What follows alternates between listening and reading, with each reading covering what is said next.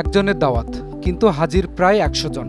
শুনতে অবাক লাগলেও এমন ঘটনাই ঘটেছে টাঙ্গাইলে। তবে কেউ খালি হাতে যাননি। ভ্যান ভর্তি আম, কাঁঠাল, দুধ, পান সুপারি সহ নানা উপহার নিয়ে বন্ধুর বাড়িতে হাজির হন সবাই। তবে এত বড় লঙ্কাকাণ্ডেও বিরক্ত না হয়ে উল্টো আনন্দে আপ্যায়নের আয়োজন বাড়িয়ে দেন গৃহকর্তা। টাঙ্গাইলের গোপালপুর উপজেলায় দুই ব্যবসায়ী ও দীর্ঘদিনের বন্ধু আনিসুর রহমান ও মনসুর আলীর মধ্যে ৩ দিন আগে ঠিক হয়েছিল আম কাঁঠালের দাওয়াত। কথা ছিল মনসুর আলী একাই যাবেন, কিন্তু নির্ধারিত দিনে তিনি একা নন।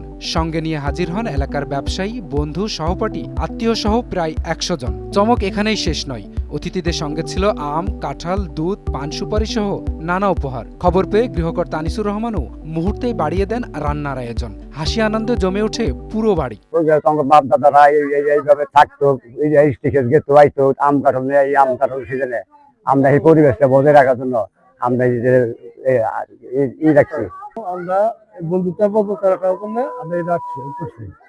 মনসুর আলী বলেন, এটি শুধু দাওয়াত নয়, হারিয়ে যেতে বসা গ্রামীণ ঐতিহ্যকে নতুন প্রজন্মের সামনে তুলে ধরার ছোট্ট চেষ্টা। ছোটবেলায় এমন দল বেঁধে বন্ধুর বাড়িতে যাওয়ার সংস্কৃতি ছিল গ্রামের আনন্দের অংশ। স্থানীয়দের ভাষ্য, বিভেদ সংঘাতের এই সময়ে এমন আয়োজনের সম্প্রীতি, ভালোবাসা, বন্ধুত্বের এক অনন্য বার্তা দিয়েছে। আমাদের এই গোপালপুর থানায় অন্য অন্য গ্রামে হানাহানি মারামারি রয়েছে, কিন্তু আমাদের এলাকায়, আমাদের এই গারলিয়াপাড়া এবং মির্চবুটি ৫ নং দোবাগান ইউনিয়ন ৫ নং ওয়ার্ড, গারলিয়াপাড়া এবং মির্চবুটি আমাদের গ্রাম, পাশাপাশি গ্রাম। আমরা সকলেই মিলেমিশে থাকতে চাই।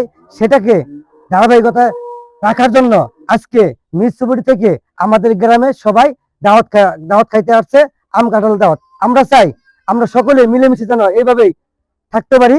এটা আনিসুর ভাই আর ওই যে মুনসুর মামা বন্ধুত্ব যাতে না হারায়, ওরা বকে এক পানি ঠিক এক পানি ওরা দাওয়াতে আসছে আনিসুর ভাই। পুরাতন ঐতিহ্য ধরে রাখার জন্য, পুরাতন আত্মীয় নতুন করার জন্য এখানে আনুষ্ঠানিকভাবে আম কাঁঠাল দুধের দাওয়াত করা হয়েছে। ভাই বেড়ার যারা বন্ধু বান্ধব তারপরে সবাই আমরা নিমন্ত্রণ করছি।